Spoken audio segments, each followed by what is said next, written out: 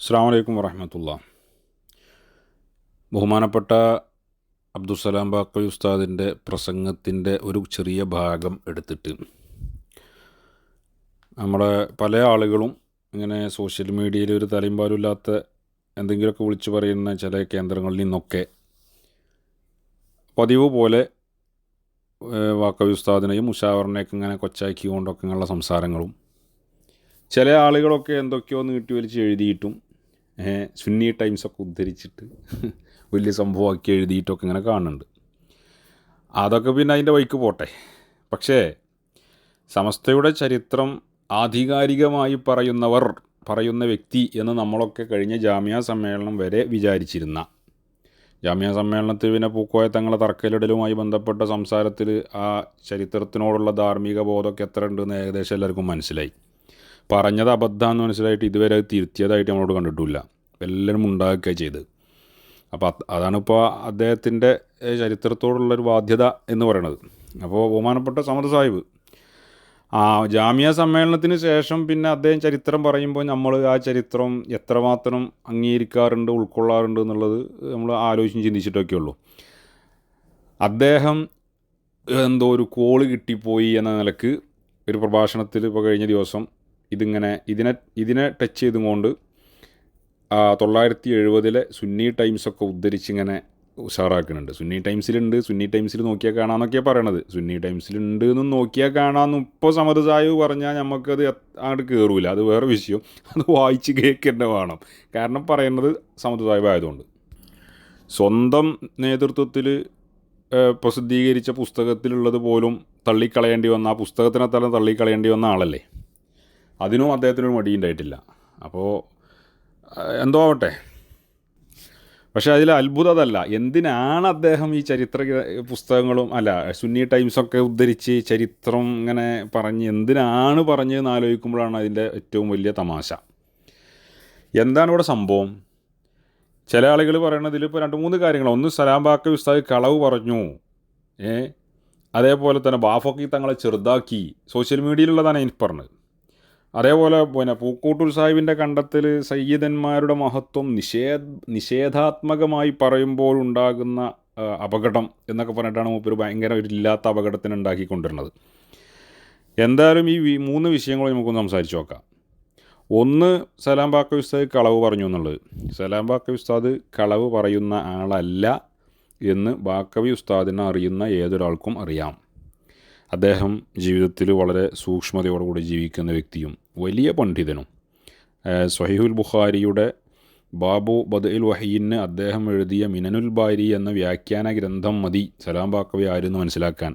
അത് മനസ്സിലാണവർക്കേ മനസ്സിലാവുള്ളൂ കേട്ടോ, വേറെ വിഷയം. 2, അദ്ദേഹത്തിൻ്റെ ഒരു ഗ്രന്ഥം ഇവിടെ UAE ഔക്കാഫ് തന്നെ ഔദ്യോഗികമായി പ്രസിദ്ധീകരിച്ച ഒരു ഗ്രന്ഥമുണ്ട്. പിന്നെ ഇവിടെ അദ്ദേഹത്തിന് ഒരു പ്രത്യേക അവാർഡ് UAE ഔക്കാഫ് നൽകിയത്. ഇതൊക്കെ നമുക്ക് അപ്പോൾ സലാം ബാക്കവിയുമായി ബന്ധപ്പെട്ട് അറിയുന്ന ആളുകൾക്ക് അദ്ദേഹത്തിൻ്റെ ഇൽമിൻ്റെ കാര്യത്തിലോ ഒരു സംശയമല്ല. അദ്ദേഹത്തുമായി നേരിട്ട് ബന്ധപ്പെട്ട ആളുകൾക്ക് അദ്ദേഹത്തിൻ്റെ വ്യക്തിജീവിതത്തിലുള്ള വിശുദ്ധിയും സൂക്ഷ്മതയുടെ കാര്യത്തിലും ആർക്കും സംശയമല്ല. അദ്ദേഹം ഇന്ന് വരെ അങ്ങനെ കളവ് പറഞ്ഞ് ഇവരെ പോലെ ഈ വക്ക് കൂട്ടി സംസാരിച്ച് നടക്കുന്ന ഒരാളല്ല എന്നത് ബാക്കവി ഉസ്താദിനെ അറിയുന്ന ഏതു മനുഷ്യന്മാർക്കും അറിയാം. അറിയാത്തവർക്ക് എന്തും പറയാം. പിന്നെ 1, 2, ഇവിടെ ബാക്കവി ഉസ്താദിൻ്റെ അഭിപ്രായം പറഞ്ഞതുമല്ല. പിന്നെ ബഹുമാനപ്പെട്ട സയ്യിദ് ഹാമിദ് കോയമ്മ തങ്ങൾ എന്നോട് പറഞ്ഞു എന്ന് പറഞ്ഞിട്ടാണ്. അപ്പോൾ പിന്നെ അവിടെ കോയമ്മ തങ്ങൾ അങ്ങനെ പറഞ്ഞിട്ടില്ല എന്ന് തെളിയിക്കുകയാണ് വേണ്ടത്. അതിനിപ്പോൾ കോയമ്മ തങ്ങളിപ്പോൾ ജീവിച്ചിരിപ്പില്ല. അദ്ദേഹം ജീവിച്ചിരിപ്പുണ്ടെങ്കിൽ ഇന്നലെയൊക്കെ തന്നെ അദ്ദേഹത്തിൻ്റെ വോയിസ് എല്ലാവർക്കും കേൾക്കിയിരുന്നു. അദ്ദേഹം അങ്ങനെ അടങ്ങിയിരിക്കൊന്നുമില്ല. അങ്ങനെയുള്ള വിഷയം വന്നാൽ വിശദമായിട്ട് തന്നെ പറഞ്ഞിരുന്നു കാര്യങ്ങളൊക്കെ. ഏതായാലും അള്ളാഹു അദ്ദേഹത്തിന് മഗ്ഫിറത്ത് കൊടുക്കട്ടെ. ഏതായാലും ബഹുമാനപ്പെട്ട കോയമത്തങ്ങളാണെങ്കിലോ ഇല്ലാത്ത കാര്യങ്ങൾ പറയുന്ന ആളുമല്ല. കോയമത്തങ്ങൾ അറിയുന്ന ആളുകൾക്കും അതറിയാം. UAEയിലൊക്കെ പ്രത്യേകിച്ചുള്ള ആയിരക്കണക്കിന് മനുഷ്യന്മാർക്ക് കോയമത്തങ്ങളായിട്ട് ബന്ധമുണ്ടാവും. അദ്ദേഹത്തെക്കുറിച്ചും അദ്ദേഹം ഇല്ലാത്തൊരു കാര്യം പറയുന്ന ആളാണ് എന്ന് ആരും പറയില്ല. അത്രയും വ്യക്തി ജീവിതത്തിൽ വളരെ സൂക്ഷ്മത പാലിക്കുന്ന വ്യക്തിയായിരുന്നു ബഹുമാനപ്പെട്ട ഹാമിദ് കോയമത്തങ്ങളും. പിന്നെ കോയമത്തങ്ങൾ അങ്ങനെ പറയാനുള്ള സാഹചര്യങ്ങൾ കോയമത്തങ്ങളെ സംബന്ധിച്ചിടത്തോളം നമുക്കറിയാം. അദ്ദേഹവുമായി ബന്ധപ്പെട്ട ഏതൊരാൾക്കും അറിയാം. ഒരു അര മണിക്കൂർ കോയമതങ്ങൾ കൂടെ ഇരുന്നാൽ ഒരു 5 പഴയ കാലത്തെ സംഭവങ്ങളെക്കുറിച്ചെങ്കിലും നമുക്ക് കേൾക്കാം. അദ്ദേഹത്തിൻ്റെ അടുത്ത് പഴയ കാലത്തെ ഒരുപാട് സംഭവങ്ങൾ, ഹിസ്റ്ററികളുണ്ട്. അങ്ങനെ പറഞ്ഞു തരും. ഇപ്പോൾ ബഹുമാനപ്പെട്ട ഉള്ളാൾ തങ്ങളെക്കുറിച്ച്, ഉള്ളാൾ തങ്ങൾ അദ്ദേഹത്തിൻ്റെ അമ്മാവനാണ്. എന്നിട്ട് ആ ഉള്ളാൾ തങ്ങളെക്കുറിച്ചൊരിക്കൽ പറയുന്നത് എൻ്റെ ചെവി കൊണ്ട് ഞാൻ കേട്ടിട്ടുണ്ട്. എൻ്റെ കയ്യിൽ 1,00,000 രൂപ അന്ന് ഉണ്ടായിരുന്നെങ്കിൽ ഒരിക്കലും ഉള്ളാൾ തങ്ങൾ ഏപ്പിൻ്റെ കൂടെ പോകില്ലായിരുന്നു എന്ന് കോയമത്തങ്ങൾ പറയാറുണ്ട്. അത് ഞാൻ കേട്ടിട്ടുണ്ട്. അങ്ങനെ പല സംഭവങ്ങളും. അപ്പോൾ കോയമത്തങ്ങളെടുത്തിരുന്ന ആർക്കും കിട്ടും. അതിന് കാരണമുണ്ട്. അദ്ദേഹം രാമന്തളി തങ്ങന്മാരുടെ കൂട്ടത്തിൽപ്പെട്ടതല്ലേ. പഴയ കാലത്തുള്ള ബഹുമാനപ്പെട്ട ഷെയ്ഖുന ഷംസുൽ ഉലമ, കണ്ണിയത്ത് ഉസ്താദ്, കോട്ടുമൽ ഉസ്താദ്, സ്വതക്കത്തുൽ ഉസ്താദ് തുടങ്ങിയ ആ കാറ്റഗറിയിൽപ്പെട്ട ആലിമീങ്ങളൊക്കെ അവരുടെ വീട്ടിലെ നിത്യ സന്ദർശകരും. അന്നൊക്കെ കോയമത്തങ്ങൾ ചെറുതാണ്. അവരുടെ ആ സംഭവങ്ങളൊക്കെ തങ്ങളിങ്ങനെ പറയുന്നത് നമ്മളൊക്കെ ഇങ്ങനെ കാതും കൂർപ്പിച്ച് കേട്ടിരിക്കുമായിരുന്നു. അങ്ങനെ പഴയ കാലത്തെ ഒരുപാട് സംഭവങ്ങൾ കയ്യിലുള്ള ആളാണ് ബഹുമാനപ്പെട്ട കോയമത്തങ്ങൾ. അപ്പോൾ കോയമത്തങ്ങൾ ഇല്ലാത്തൊരു കാര്യം ഉണ്ടാക്കി പറയുന്ന ആളല്ല. സലാം ബാക്കവി ഉസ്താദിനോട് അങ്ങനെ പറയാതെ, എന്നോട് പറയാത്തൊരു കാര്യം പറഞ്ഞു എന്ന് പറയുന്ന ആളല്ല സലാം ബാക്കവി ഉസ്താദും. മനസ്സിലായില്ലേ? ഇതാണിപ്പോൾ അതൊരു സംഭവമാണ്. ഈ സംഭവത്തിന് പിന്നെ സുന്നി ടൈംസ് ഉദ്ധരിക്കുന്നതിലാണ് വലിയ തമാശ. ഒരു യോഗത്തിൽ നടക്കുന്ന കാര്യങ്ങൾ, ചർച്ചകൾ, ആ ചർച്ചകളൊക്കെയാണോ ഒരു പ്രസിദ്ധീകരണത്തിൽ ലേഖനമായിട്ട് പ്രസിദ്ധീകരിക്കുക? സമദ് സാഹിബിനൊക്കെ ഇങ്ങനെയൊക്കെ സംസാരിക്കാൻ കഴിയുന്നത് നമുക്ക് മനസ്സിലാകാത്തത്. ഇപ്പോൾ ഒരു മീറ്റിങ്ങിൽ ചർച്ചകൾ നടക്കുമ്പോൾ പല ആളുകളും പല നിലക്കും ചർച്ചകൾ നടത്തും. ഈ ചർച്ചകളൊക്കെ പ്രസിദ്ധീകരിക്കുമോ?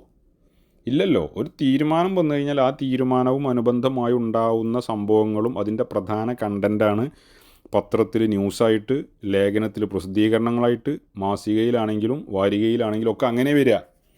അല്ലാതെ അവിടെ നടന്ന ചെറിയ ചെറിയ കാര്യങ്ങളും തമ്മിലും സംസാരിച്ച വിഷയങ്ങളും എല്ലാം ലേഖനമായിട്ട് വരുമോ? അതിനാണ് ഇയാൾ ഈ സുന്നി ടൈംസിൽ നോക്കാനൊക്കെ പറയുന്നത്. അപ്പോൾ അവിടെ നടന്ന സംഭവം, ഇങ്ങനെ ഈ സംഭവം ഉണ്ടായി എന്ന് കോയമത്തങ്ങൾ പറയുമ്പോൾ അത് അവിശ്വസിക്കേണ്ട കാര്യമൊന്നുമില്ല. പിന്നെ ഇപ്പോൾ അവിടെ ഉള്ള വിഷയം എന്താ? ഇതിൽ ബാഫക്കി തങ്ങൾ ചെറുതാക്കാനാണ്? ഒരിക്കലും അല്ല. ബാഫക്കി തങ്ങൾ മഹാനാവുക ചെയ്യുന്നുള്ളൂ.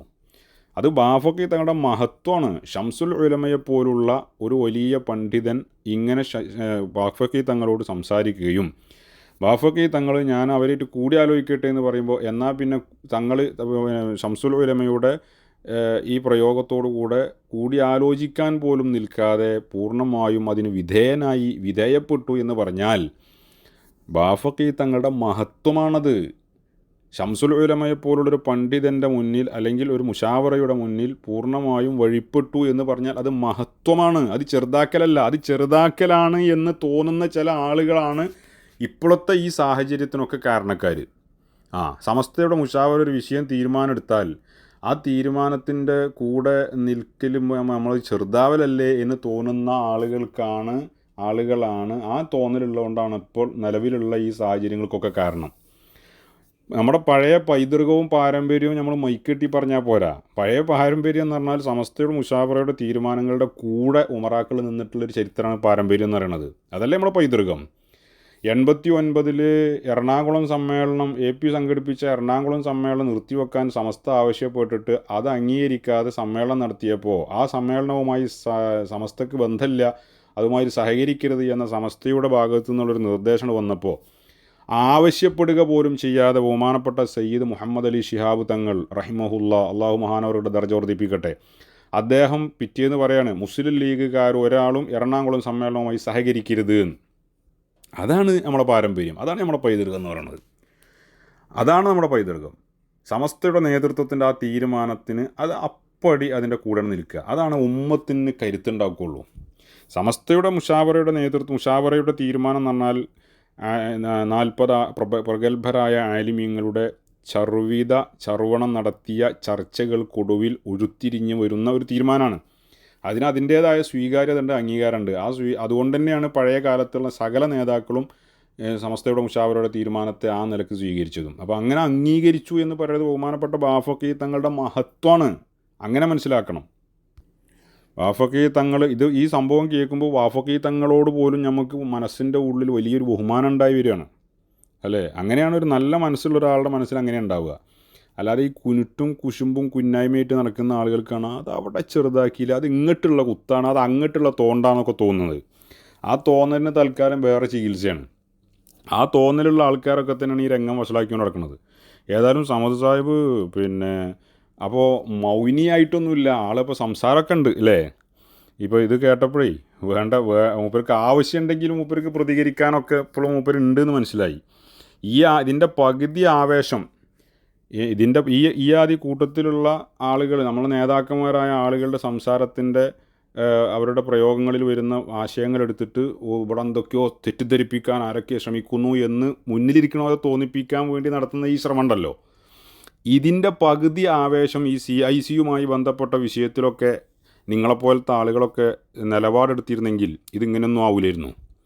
അന്ന് നമ്മുടെ പ്രായാധിക്യം ചെന്ന സാത്വികരായ പണ്ഡിതന്മാർ അവരുടെ തീരുമാനത്തിന് അംഗീകരിക്കാൻ പ്രയാസപ്പെട്ട് വിഷമിച്ച് നടക്കുകയല്ലായിരുന്നോ അല്ലേ?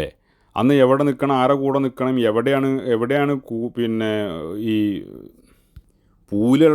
പൂലുള്ളത് എവിടെയാണ് നോക്കി അവിടെ നിൽക്കുക എന്നുള്ളതൊക്കെ നടക്കുകയല്ലേ. എന്തെല്ലാം അവിടെ കഴിഞ്ഞു പോയി. കാര്യമായി പ്രതികരിക്കേണ്ട ആളുകൾ പ്രതികരിക്കേണ്ട ഒരുപാട് ഘട്ടങ്ങൾ കഴിഞ്ഞു പോയി. എത്രത്തോളം അതിൻ്റെ പേരിൽ എത്ര നിരപരാധികളും പാവപ്പെട്ട ആലിമ്യങ്ങളും നേതാക്കളും ക്രൂശിക്കപ്പെട്ടു. ഇവിടെ ബഹുമാനപ്പെട്ട ഹമീദ് ഫൈസി അമ്പലക്കടവിനെ എല്ലാവരും കൂടെ ആ മനുഷ്യനെ തേജോവധം ചെയ്ത് ആ മനുഷ്യനാണ് ഈ പ്രശ്നത്തിൻ്റെ മുഴുവൻ കാരണം എന്നൊക്കെ പറഞ്ഞ് എന്തെല്ലാം ഗുലുമാലുകളുണ്ടാക്കി. സമദ് സാഹിബിനെ അതിൻ്റെ എല്ലാ യാഥാർത്ഥ്യങ്ങളും അറിയുന്ന ആളല്ലേ. മിണ്ടിയോ, നാവ് അനക്കിയോ? ഇല്ലല്ലോ.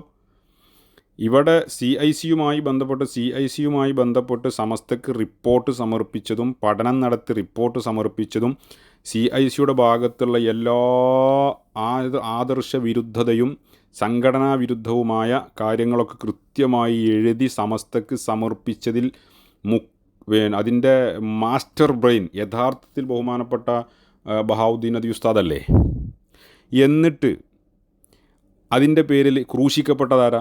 ബഹുമാനപ്പെട്ട ഹമീദ് ഫൈസി, സത്താർ സാഹിബ് പന്തല്ലൂർ, ഇങ്ങനെയുള്ള ആളുകൾ. അതേപോലെ സമസ്തയിലെ ചില ഉസ്താദുമാർ, MT ദാരിമി ഉസ്താദിനെ, MT അബ്ദുൽ ഉസ്താദിനെ പോലുള്ള ആളുകൾ, എത്ര ആളുകൾ അതിൻ്റെ പേരിൽ ക്രൂശിക്കപ്പെട്ടു, ആക്ഷേപിക്കപ്പെട്ടു, കല്ലെറിയപ്പെട്ടു. എവിടെയിരുന്നു നിങ്ങളൊക്കെ? എവിടെയിരുന്നു നിങ്ങളുടെ ഈ ആർജവം? അപ്പോൾ മിണ്ടിയില്ലല്ലോ. നിങ്ങൾക്ക് അറിയാലോ കൃത്യമായിട്ട്. ഇതിൻ്റെ ബഹുമാനപ്പെട്ട ബഹാവുദ്ദീൻ നദവി ഉസ്താദാണ് ഈ റിപ്പോർട്ട് സമർപ്പിച്ചതിൻ്റെ ഏറ്റവും പ്രധാന ആളും. അതിൽ അദ്ദേഹത്തിൻ്റെ ഒപ്പുണ്ട്.